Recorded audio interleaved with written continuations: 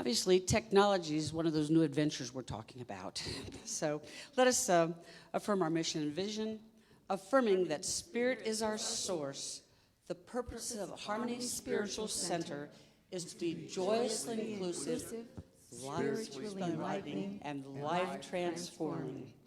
The principles of Harmony Spiritual Center are inclusiveness, integrity, humility, compassion, transparency, and generosity.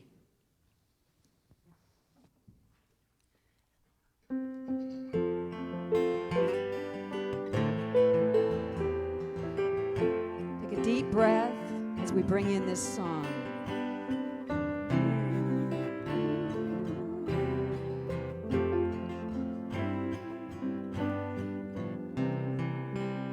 It's in every one of us to be wise.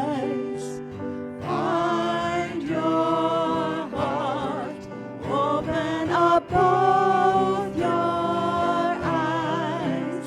We can all know everything without ever knowing why. It's in every one of us, by and by. It's in every one of us to be wise.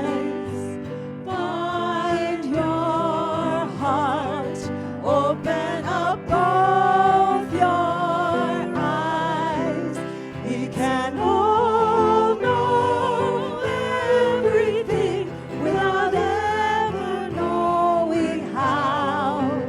It's in every one of us, here and now.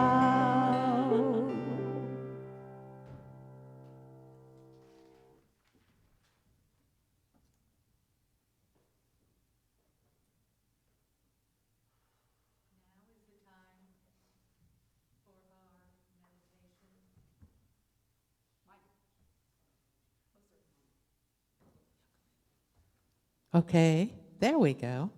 It's time for our meditation. Take a deep breath. Close your eyes.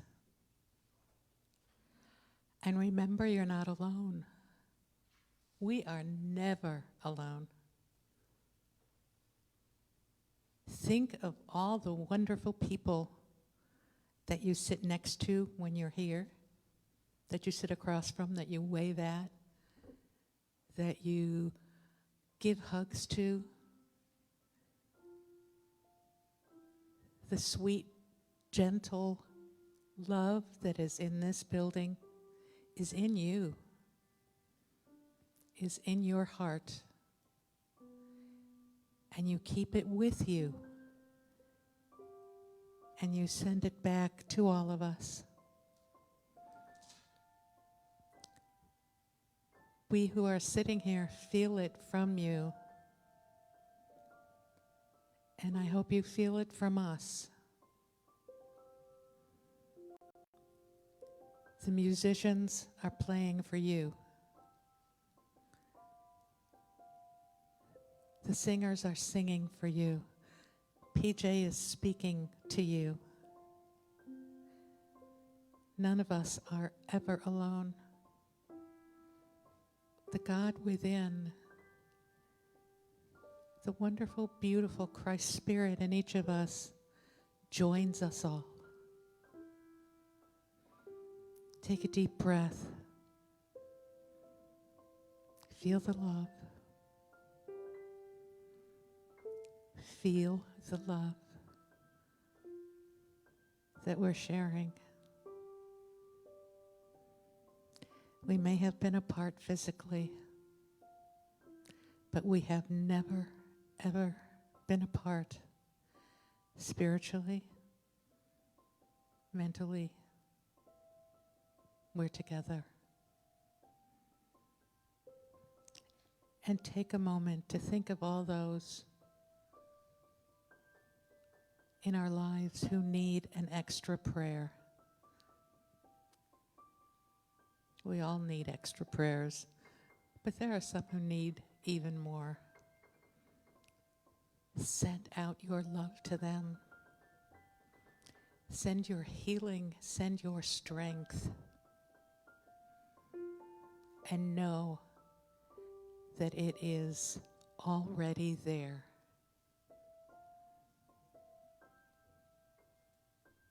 Namaste.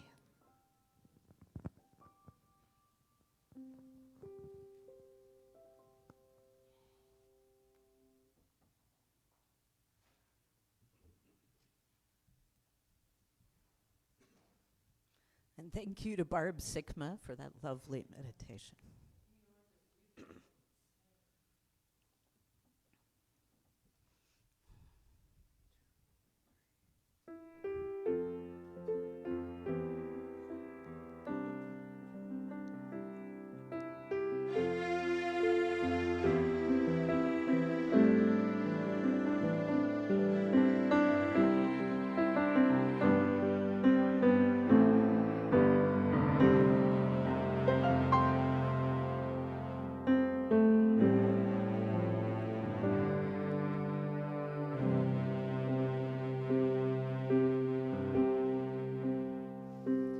In this moment, in this place, I remember who I am, letting fear and worry fall away from me. I open my eyes and see there is only love. There is only love. Love that heals, love that sets us free. There is only love.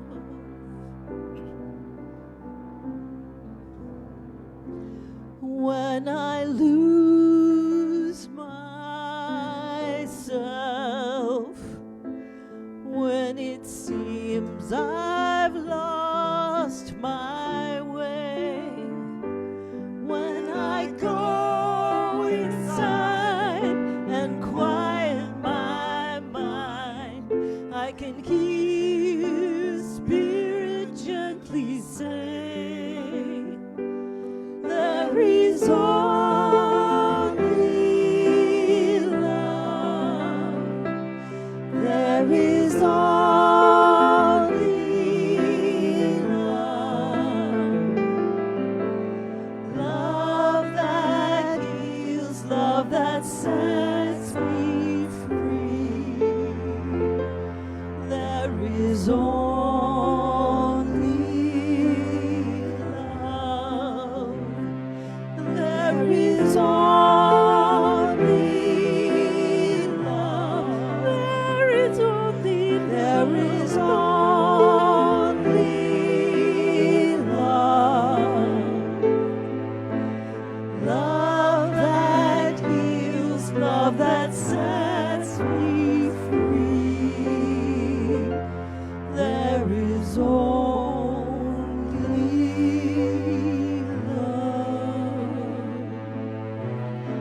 Love that heals, love that sets us free.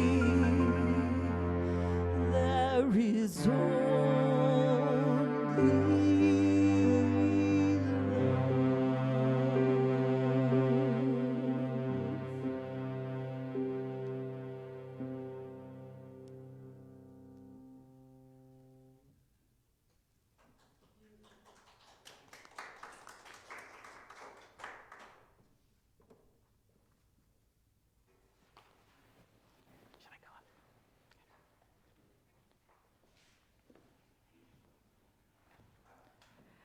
Good morning, beloveds of harmony, friends and family. Thank you so much for being here this morning. I am continuing, this is actually the final talk of a series we've been doing on the marriage of principles and practice. Principles are the fundamental truths that we base our belief on. And practices are the actual application and the use of those ideas and beliefs. Our practices allow us to experience our beliefs as an embodied reality. An embodied reality. So there is no reason to continue to read and to learn and to study if we don't actually take our beliefs, our affirmations, all of our purposes, and take them into action where we stand, where we can, now. In 2016 BC, before COVID,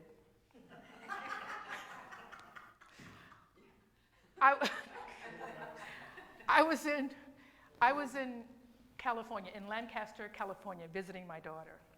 We had just come back that summer from our time in Thailand, and so it was my first holiday back, and I was so excited to be able to see my grandkids and my daughter. And so we flew out there, and we were in the big mall. They only have one. It's a pretty small town, so we got the one big mall. So of course everyone was there. It was so crowded, and we were in Bed Bath & Beyond, because they have all these cute little gifts, you know, and we were just going to fill everybody's stockings with these cute little gifts that they have. And so it was so full, and it was packed full, and the line was out the door. So I told my daughter, why don't you get in line, and I'll continue to fill up your basket. And by the time you get there to the counter, you know, we'll have everything we need. So she was standing in line, and I was moving around, finding things. And I came across this woman who was standing there, still.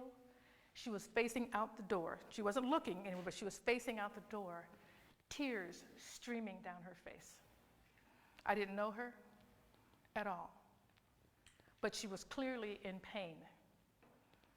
And I said to Spirit, what do? I don't really know her.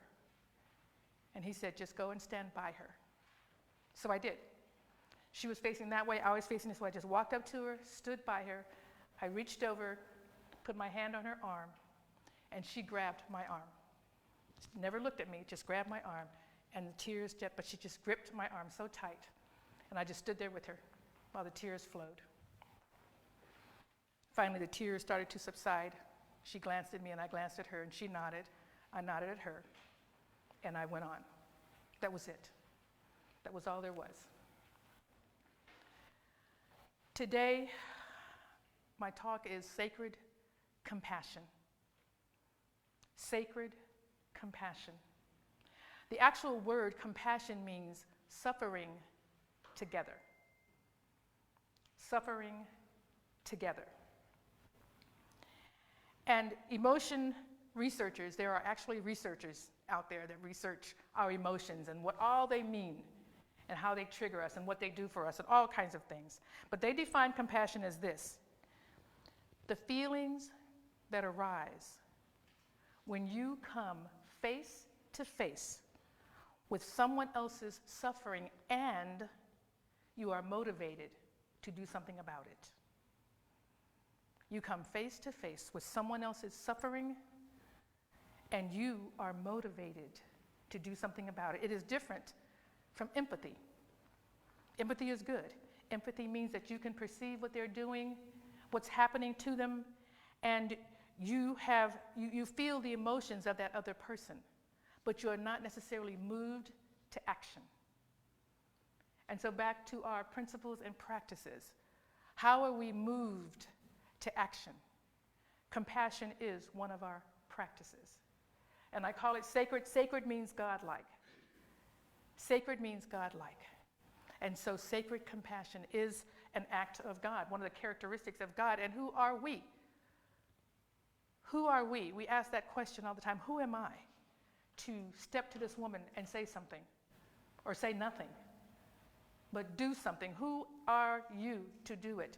And my question, just like Marianne Williams, who are you not to? You are a child of God.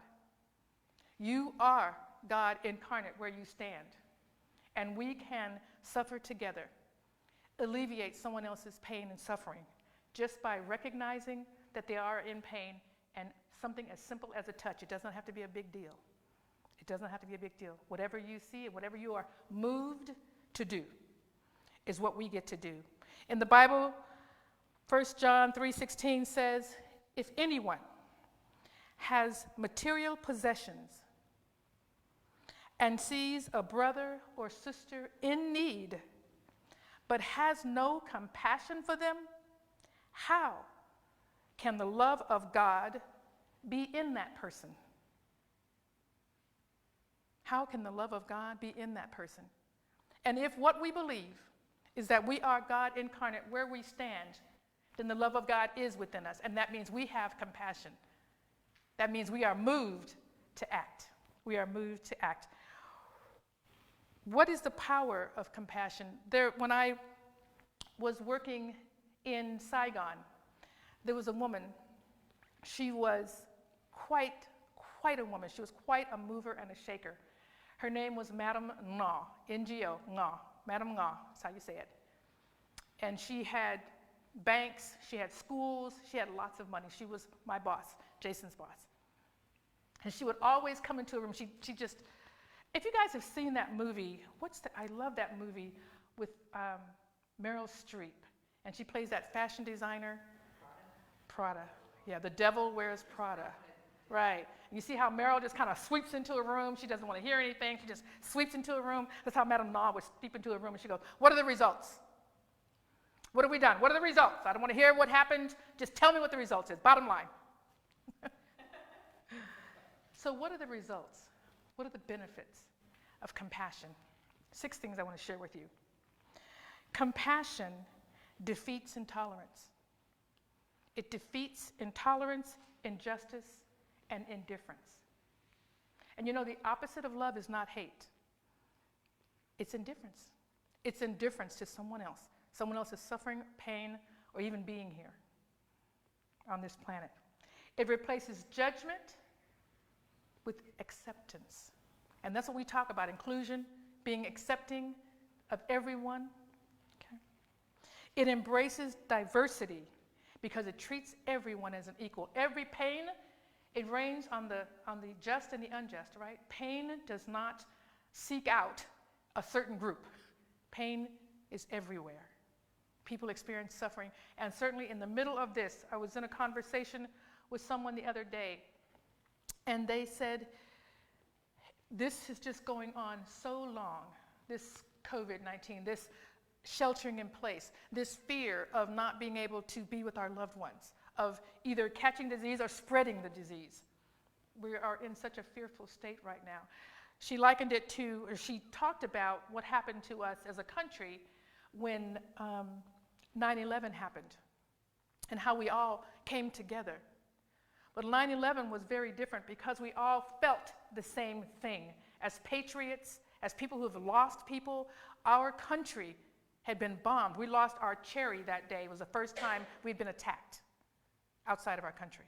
And so we all felt the same thing. But this pandemic, everyone feels it differently. Some people have lost jobs, are stuck at home.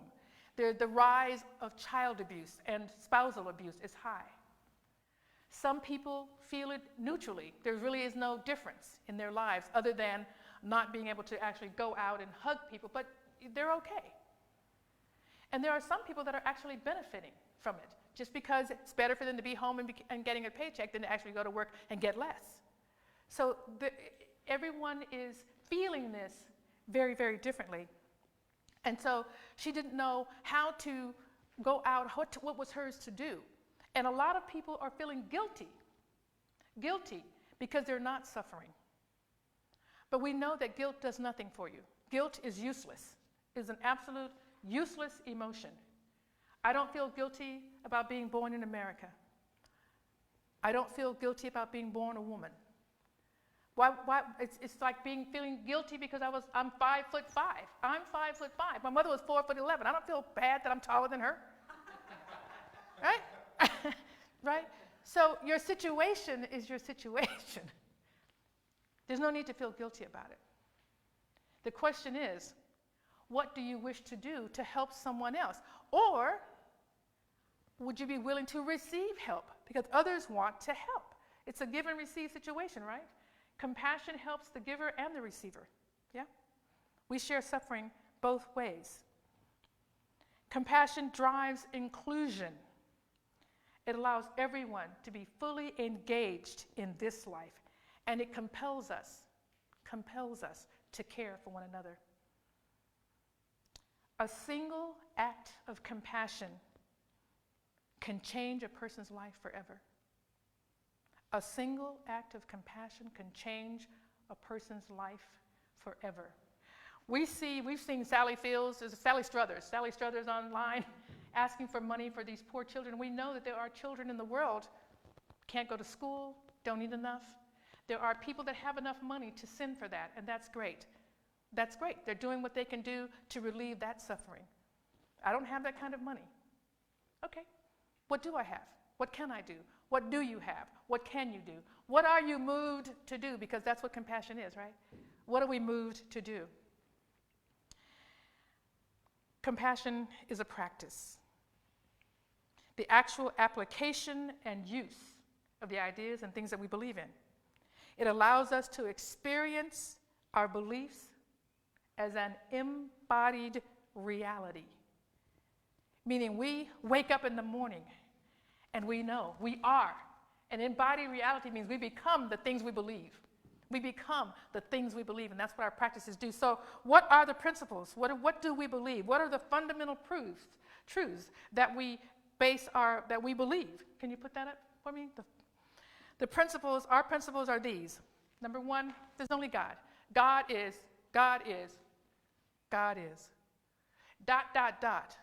Because God is anything you want to put behind that. I was reading an article by Petra Weldis. She'd written an article in the Science of Mind magazine. And she said as she was starting her travels and she was trying to embody this idea that God is everywhere, she just started doing this thing that she would just look at something. Oh, this is God. Oh, that's God. Oh, this is God. This is God. This is God. And she said she felt so stupid. Just dumb. I know that doesn't make any sense. But I'm going to keep on saying because that's what we believe. And that finally sunk in, and she started looking at the trees, animals, flowers, things outside, and she was saying, everywhere she went, she was saying, this is God, this is God, this is God. And when she looked at people now, she knew, this is God. This is God. Everywhere I look, this is God. And that's what our practices do. We embody that. So everywhere you look, everywhere she looks now, she knows she's in the middle of where God is. She is God, and everything she looks at is God. So our practices let us do that. It's only God. We are one with God. We are the individualized expressions of God. Do you understand the power of that? The power of that? We get to claim our lives. We get to say, I want to help someone. I feel their suffering, and I want to relieve it. What is mine to do here? We just ask that question. George, what's mine to do today? You know how much money is in my bank account. So you tell me what is mine to do today, because I'm feeling moved to do something. And maybe it's just a touch on the arm. Maybe it's just taking the time to talk with somebody and let them tell their story. Because everybody has a story, right? Everyone needs to be heard. Everyone feels accepted when you take a moment to hear their story. You may not have time to hear it all, but you can hear some of it, right? Up to you. Up to you, whatever you want to do. We co-create our lives together. That's number 3. We co-create our lives together. We co-create our lives together. So what we say is what we become, and what comes into our lives. I remember standing in I was in Whitney, and I wanted to take a trip. I wanted to actually go and start this singing and ministry. And my neighbor was a keyboard player. She and I were writing songs together, and I was a singer. We were going to go and just start going around to Unity churches in the South. And I needed some money for something. I don't know what I was getting, but I needed some money. And I said, I'm in the middle of the area that I was living in Whitney, outside. And I said, George, I need some money. And so, if you could just, when the first of the month comes, I'm putting all these conditions on it, right? And George don't need to hear all that. Just right. All I need, and I heard myself say that. I said, okay, well, hang on. King's X. Let me forget that. I need some money. Bring it to me. Thank you. Amen. That's it. Someone had heard me singing and sent a tithe check to me that came in the mail that day. That day. Now, it was already obviously on the way. I didn't know that. But I'm saying I prayed exactly for what I wanted without conditions, without saying how. We constantly do that. Bring it to me when whatever needs to, in your mind, whatever all needs to happen, right? But those are your beliefs. What you create, what you speak is what happens. It's what happens. So think about what you're saying and what you believe you can have and what you can do. Because you can have or do whatever you believe you can have or do. We co-create our lives. It's powerful. We have direct revelation of truth. So when we ask George, what's mine to do? Here's what it is yours to do. What do I do next? Here's what you do. However that comes for you.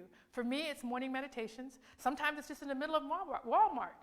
When something's happening and I'm just breathing, because one of my claims in the morning is I am relaxed, calm, and peaceful this day. This day, every morning. That's what I say to myself. So whatever, because I'm a minister, I don't want to get to acting crazy and losing my mind, right? Right? That doesn't look good. That's not right. So I have to get myself prepared for whatever people need to tell me, right? Okay? So I can, be very peaceful when I meet people. So someone's going off and telling me something, and I can just step back. I mean, I physically step back. I don't close my eyes because that makes people feel like I'm tired of them, and I'm not. I'm trying to, and I just take a breath. And I hear it, okay, and step back into it. Okay, and then I can smile because I know I'm now connected. I always connected, but now I'm aware, right? I'm aware, and I can allow George to speak through me, whatever this person needs to hear. I don't know what they need to hear. I don't know their story. George does, right? Direct revelation. Seriously, direct revelation. That's what we get. We live our truths. As I said to you, I think it was last weekend, I said, we started in January claiming, declaring our lives. And I declared 3 things in January that here's May, well, it was April. And I hadn't done a thing about it. And so there's only 1 or 2 things that you're going to need to do. You'll either go ahead and get busy doing it, or you'll drop it and let it go because it's a lie. It's never going to happen. Well, I did. I'm riding my bike. I started writing my book. And I'm actually losing a little bit of weight because I'm eating better. Those 3 things are actually happening now. Because I said, either do it, PJ, or let it go. Spirit, show me what to do, because clearly, these 6 months have passed. I didn't ask you for help, whatever it was. I'm asking now. And for whatever reason, I have the energy and the will to do it now, because I asked. I don't want to drop it, so tell me what to do. And so there we go. And we have all of these universal laws that guide our lives. Whether we're aware or not, awareness is all. Awareness is all. Conscious awareness of who you are. So we're always talking about looking to see what it is you believe. Always. I think someone the woman like Ellen something that wrote the 5 Universal Principles book. What is it? Davenport. Thank you, Ellen Davenport. She is that mine going off? There's a phone or something going off in here. She talks about always self-examining every 10 years. At least every 10 years. I'm thinking that's way too late. Like every 6 months, I think, you're right? I mean, so self-examination and re-self-examination, because we just hear things and we hold on to things, we don't even realize we're doing it until we self-examine. So we self-examine so that we understand how the universal laws are working in our lives. They work, but how are they working for us? So the law of attraction and focus, whatever you focus on grows, right? All of that. So our principles are all of those things. Our practices, can you put that up for me, Jim? Our practices. Number 1, prayer and meditation. Prayer, we use the rucat with 2 T's at the end. Okay? We recognize there's only God. We unite with that. And this is about consciousness. We already are that, but to be consciously aware. We recognize that there's only one. We unite with that one. We make a choice. That's to see. We accept it. We have to be in a space to accept what it is we want. We ask for things, but then we push it away and don't even recognize it because we're not ready to accept it. That's okay. There's not a wrong or right. I'm just telling you this is the way to manifest the things in your life. Okay? We accept it. We give thanks. We trust and release it. There's one missing. R-U-C-A-T-T. Oh, that was it. Yeah, okay. Thank you. That's RUCAT. 6. All right. That's how prayer works. And then meditation. I'm going to use this time to do a shameless plug on our morning meditations at 7:30. Morning meditations at 7:30. We're only doing meditation for about 10 to 12 minutes, maybe 13 minutes. Some music underneath. If you've not meditated or if you've been hesitant because you don't actually know how it works, or if you feel bad because you tried it and you've let it go, and let all of that go. If meditation is something you want to try to do, I believe this is going to be one of the easiest ways to do it. So if you have our newsletter, the latest one that came out on May 1st, the information about how to meditate with us in the mornings at 7:30 is in there. Just click on that link and join us. We'll be there. Meditation and prayer. Huge things. Compassion. Sacred compassion. And not just for other people. Because here's the thing about whatever we do. Love, gratitude, thankfulness, all of that. You cannot give what you do not have. You cannot give what you do not have. If you don't love yourself, how do you love another? If you aren't compassionate with yourself, how can you be compassionate with someone else? You cannot. So let's practice some self-compassion as well. When you are suffering, be easy with yourself. Reach out to friends. All the things. That is what we do. Direct revelation is a principle and a practice.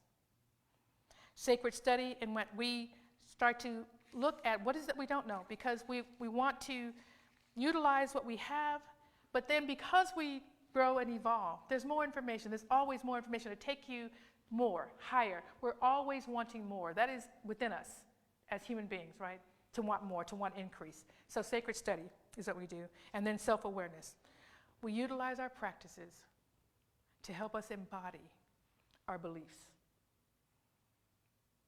We use our practices to help us embody our beliefs. Compassion is the feeling that arises when you come face to face with someone else's suffering, and you are moved to do something about it. Who is suffering right now? Who is suffering right now? We are in a time of suffering for many people. It doesn't take long. There are many people that we try to help as a spiritual center. I had someone call the other day and was just really was stuck in her place. She's in a senior place and she was stuck in there. No one could come in. She doesn't do TV and internet, and so she said, "Can we get some books?" And I just put it out to all of you. And very immediately, lots of books landed on her front porch. That's what we do. That is compassion. That is feeling someone else's suffering and moving to do something about it. We do it all the time. That's what we do here. So who is suffering? How can we show compassion? What are we willing to do right now? With compassion, we can defeat intolerance. Yeah, we can defeat intolerance. We can defeat injustice. We can drive inclusion. And we can care for ourselves and for one another, for each other. This is what I know. This is what we know for sure. Namaste.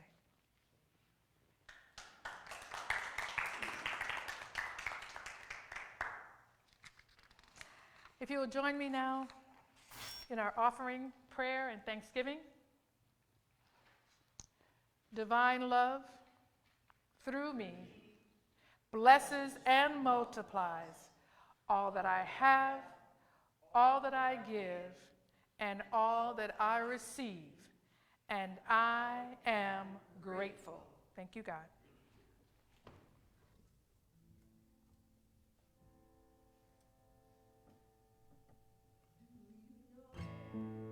Are angels in our midst?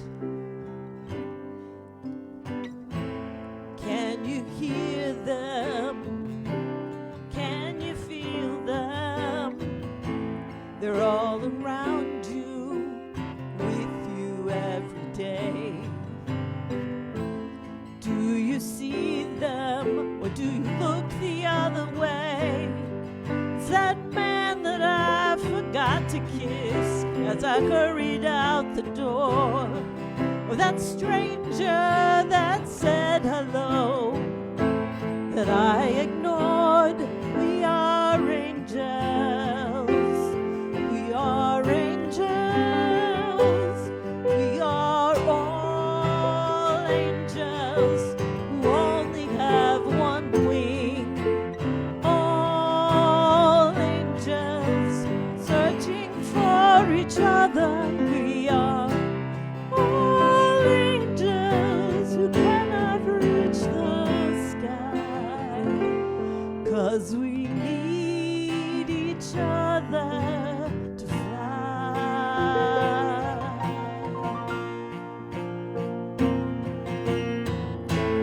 Life gets so busy, time goes by so fast. I rush through the day trying to make each moment last. But when I take the time to look around, I see sweet, sweet angels are smiling back at me. Everywhere at any time I need to open up my eyes, see the beauty that surrounds me. Now I realize we are angels. We are angels. We are all angels who only have one wing. All angels searching for each other. We are all angels who cannot reach the sky, 'cause we need each other to fly.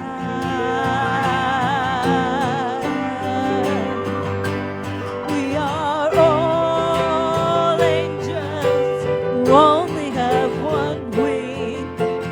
All angels searching for each other. We are all angels who cannot reach the sky, 'cause we need each other to fly.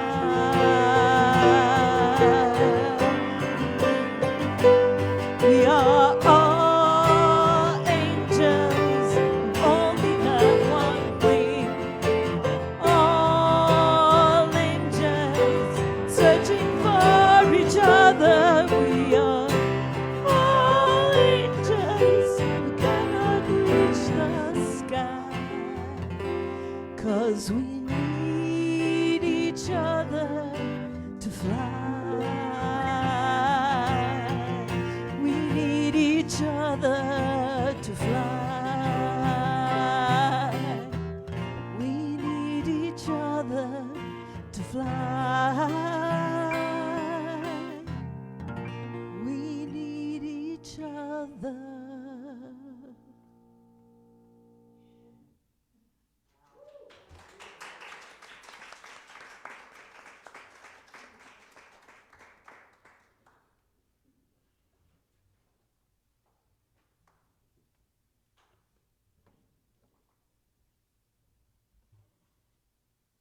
We're so grateful for the tithes and offerings that we've had. We bless them to go out into the world, to do their work and their will, and to help us maintain this ministry. So we're very grateful and thank you for your continued contributions. Closer? Okay. All righty. So did you hear me thank you for your contributions? I did. I heard that. Okay. Okay, just saying. Thank you. Okay, but we're very grateful for all the contributions. Notice it's really not all about me. Yeah, that's it. Okay, so anyway, announcements that we have. One is Ken, thanks for the music. Carter, what a great job. Igor, always. Aaron, Jim, for making all this happen with the sound and the video. And our backup singers, Dave and Terry, and everybody else, Barb and Bill today. It was great having some new voices and new faces here. Can't wait till we all can get back together again. I would like to talk about that meditation class because I'm not a meditator, or I have not been able to focus. Imagine that. And I started on Monday, and Kelly and I have not missed a morning. They do it Saturday and Sundays, and it really gives me a focus for the day, and it helps me be calmer and more peaceful and more relaxed. So I urge you all to do this. And the chakra class is starting this Wednesday at 6 o'clock. And the fundamentals class is 6 p.m. on Thursdays. And the love and lunch is on Tuesdays at noon. And we're working on some other things, so join in. You can also get information on the website. The flowers are contributed by Reverend PJ in honor of her mother, Billie Jean Powell. And they're beautiful, and we're very grateful for that. I also, on an announcement, I want to talk about Helen Sowards for just a minute. I contacted her today. She lost her daughter, whom she was living with a few days ago, of COVID-19. So she is now in isolation for 14 days. She is with another relative, and Brenda's having her listen to a rabbi this morning, so she said she's enjoying the courtside area. That must be a beautiful place where she is. And she'd love to hear text. She's not ready for phone calls because she just can't keep it together right now. So keep her in your prayers, please, and send her a text and just say, hey. That'd be great. Other celebrations, if you have a birthday and you haven't let us know, happy birthday this week. And any other celebrations? Well, I want to celebrate that Jim went on Facebook and said that he's never been to church in his pajamas. Jim Anderson is watching in his pajamas. That may or may not be a vision I want. Okay. Glad you're. Martin is cleaning her house to us. Well, there you go. So things are getting done. I believe that's it. Bill's going to pray us out. And oh, that's right. Meet and greet online. Chat. We'll have some music and minute of greeting each other.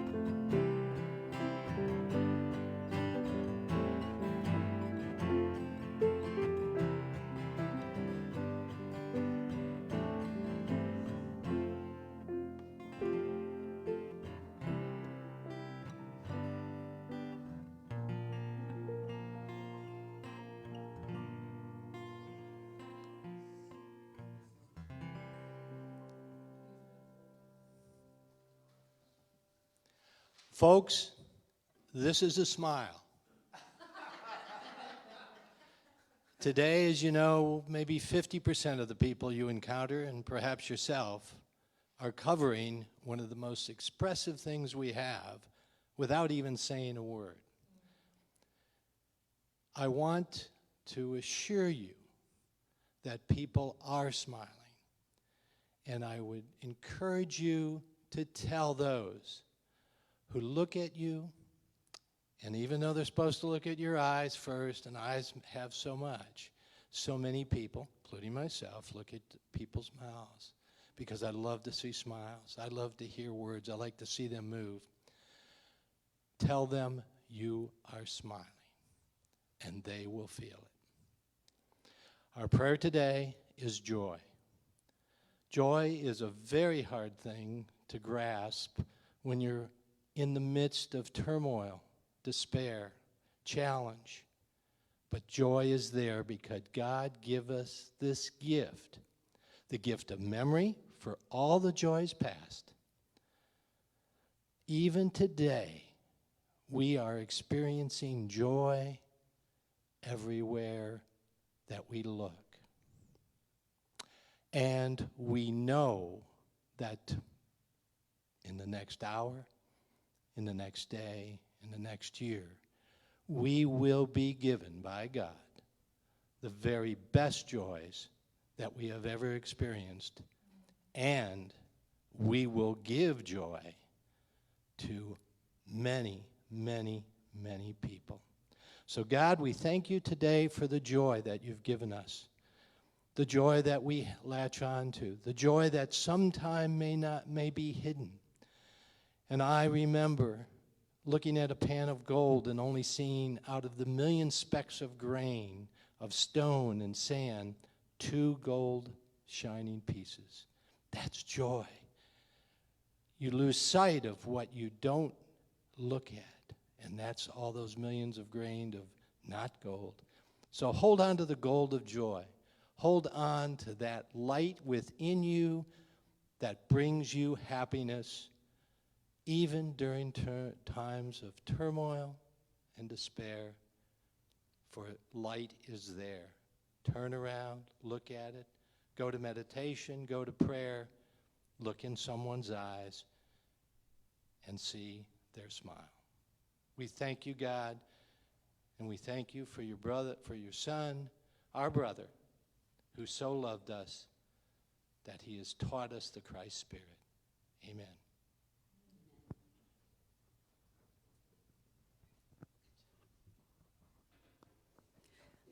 And everybody stand up at home, get your blood moving, and let's sing our closing song.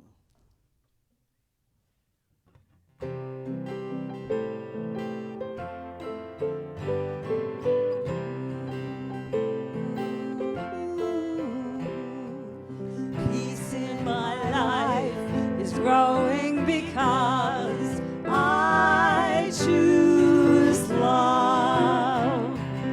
Love's always present. What I'm made of, I choose love. We are a part of each other. We are one loving family, sharing one son. I choose love. I choose love. I choose love. Woo! Have a great week. Woo!